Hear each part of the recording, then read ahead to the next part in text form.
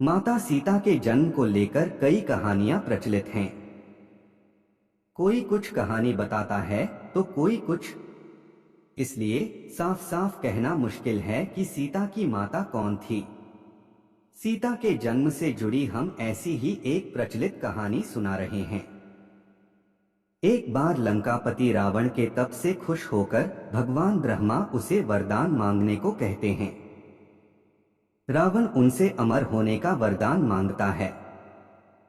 ब्रह्मा जी उसे अमर होने के अलावा कोई दूसरा वरदान मांगने को कहते हैं। रावण वरदान में मांगता है कि मुझे सुर, असुर, पिशाच, नाग, किन्नर या अप्सरा कोई भी न मार सके।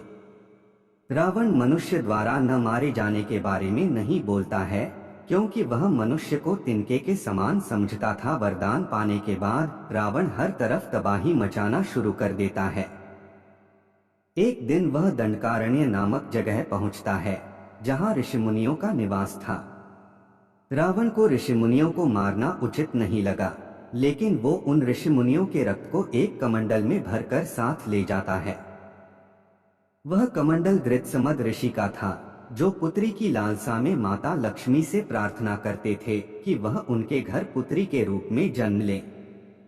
इसके लिए गृत्समद ऋषि रोजाना पूजा पाठ के दौरान पवित्र मंत्र पढ़कर दूध की कुछ बूंदें कमंडल में डाला करते थे, जिसमें रावण रक्त भरकर अपने साथ ले गया था।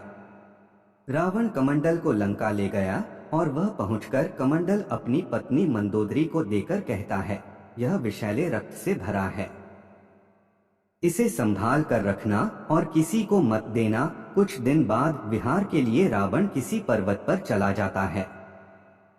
मंदोदरी को इस तरह रावण का जाना अच्छा नहीं लगता है। वो मृत्यु प्राप्त करने के लिए कमंडल में भरे विष का पान कर लेती है। कमंडल के रक्त को पीने के कुछ समय बाद मंदोदरी गर्भवती हो जाती है। गर्भवती होने के बाद मंदोदरी घबरा जाती है कि महल में मौजूद अन्य लोग उसके बारे में क्या सोचेंगे। फिर मंदोदरी तीर्थ यात्रा का नाम लेकर कुरुक्षेत्र चली जाती है। वहां मंदोदरी एक बच्ची को जन्म देती है, लेकिन लोकलाज के चलते वो उसे एक कलश में रखकर जमीन में दफना देती है।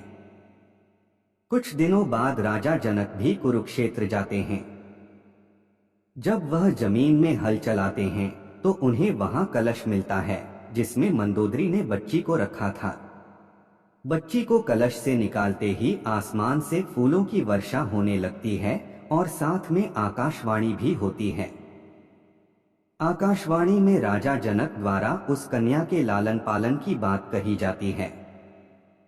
हल के सीट, हल के आगे का नुकीला भाग से टकराने की वजह से कलश मिला था, इसलिए राजा जनक ने कन्या का नाम सीता रखा। अगर आपको यह कहानी पसंद आई है तो इसे लाइक, शेयर और चैनल को सब्सक्राइब जरूर करें।